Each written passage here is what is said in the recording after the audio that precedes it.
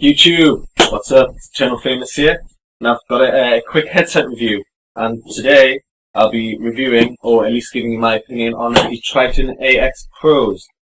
I've had these about a week or so now, and I've used them every day and every night that I've played Xbox. So I thought I'd give you a review, or at least what I think of them. From the box, you can see that they're a Dolby Digital 5.1 surround sound headset. In each ear cup, they do actually have 4 speakers, and those 4 would be the front, the rear, the central, and the sub.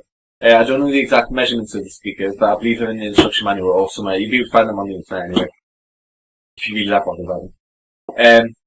So yeah, the actual headset itself I have here. I mean, it's quite heavy. It feels like it lasts a while. It does have that plasticky noise though, and also this. Don't like that noise, but apart from that, the actual headset itself would. I mean, the bass in them is absolutely fantastic. My internal impact, he has the Astros, and his bass is just not at all the same standard or quality as the bass in the Trends. So definitely 5 stars on bass.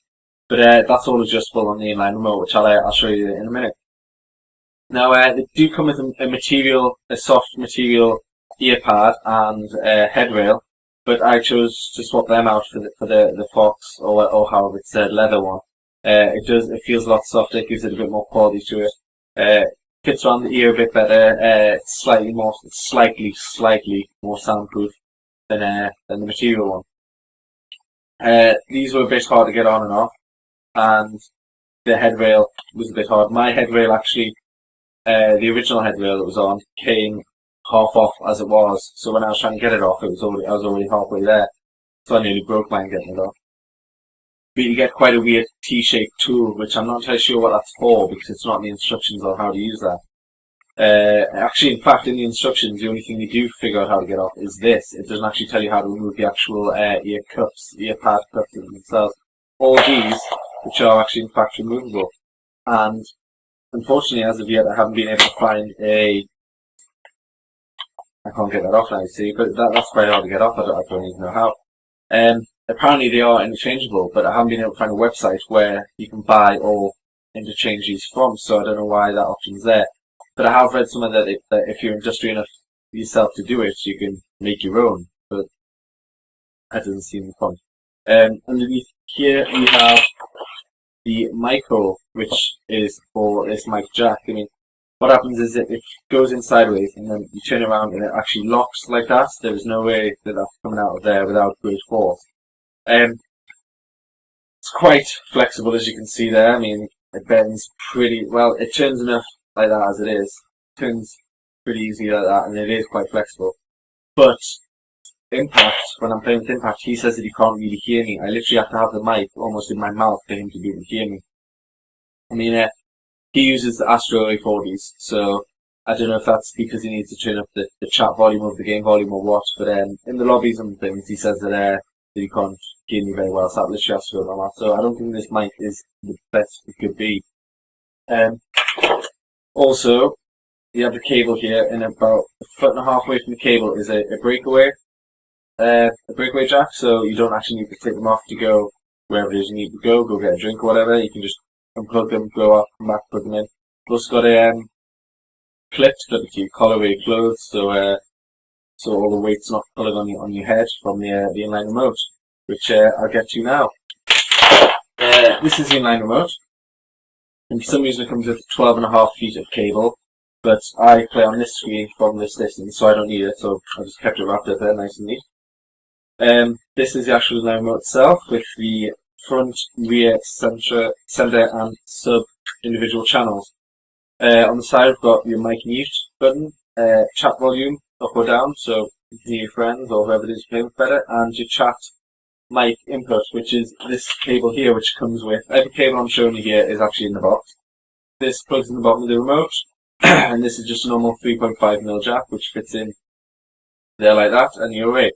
But what I've also found is if you've got a 3.5mm to 3.5mm jack, jack to jack, you can actually plug your iPod into here while you're playing, and adjust the volume over game volume. But obviously, therefore, you can't use your mic. But if you're just playing by yourself, a bit of free fall, whatever it is you do, and you want a bit of music in the background. That's a good little handy tip there. Now these channels, the front one and the rear, center, and the sub, 4 channels, sorry, they're all interchangeable by this. If you leave it on, you can just turn them up all at the same time like that, or you can mute them by pressing this one in. Or what you can do, I'll show you better if it's not plugged in a minute, is if you press front, only front will illuminate, then you can turn that up to adjust the setting. Now unfortunately I haven't found a setting which I think works for me yet. Apparently if you follow the one on the inside of the box here, which is a 3215 setting, that's going to be the best, but some people say not to have the sub up at all, some people say to, well, there's loads of theories out there on what way to have them. I'm just experimenting still at the minute. I need to figure out which one is best for me. But at the end of this lead, you have your power. This is for your power supply, because now they ship with a single power supply with 2 outlets. One goes into here, one goes into the MixAmp, or whatever you want to call it, the processor, which I'll show you in a minute, and a very, very, very high quality mic lead. Now to get onto the actual MixAmp thing, which is here, this comes with it, obviously. Now this is a bit confusing. There isn't many things in the instructions on how to use this. You've got your optical input and your PS3 or computer input, which is USB here. That's optical and USB. Here is an output for surround sound, which has your front, surround, and sender/sub speakers there. You do actually get the lead for that. And then here you have 2 headphone inputs. One is obviously for yourself, and the other one will be if you're playing a multiplayer campaign or something with your friend and they have TRITTONs, you can command, they can plug it into your MixAmp and you're away. On this side we have our power, and then we have some very confusing buttons which don't really make much sense. You've got the power button, that obviously makes sense, but the rest of them, best thing to do would be look up on the internet for the best settings for them, because they're all about time delay on the front and the center sub. The sub and the center speaker, the time delay on there. Also the volume, you've got your DRC there, your Pro Logic, all those settings are all here, which are all quite confusing. I haven't quite figured out how to sort them out to the best here. Yeah. On the front here we have lights which light up blue. Whenever you plug the optical in and turn it on, the top 2 lights should definitely be on. If the second light isn't on, something's wrong. You're going to have to go to your Xbox settings and change that to Dolby Digital, because that's what you want for the true surround sound. Now to get onto the optical lead that comes with it, it's quite crap, to be honest. I mean, this is it here, it's thin. As you can guess, I've got a lot of wires here, so it doesn't really fit well with them. You have to straighten it out. If it bends, it stays bent like that. I mean, it's one of those awful wires. I mean, I do have another optical lead somewhere which I prefer to use. I just haven't found it or been able to plug it in yet. But it's very stiff. It doesn't really mold well. If you try to shove it down the back of your desk, it'll just spring back up. So with the excess, there's not really anywhere to put it. It's quite annoying actually.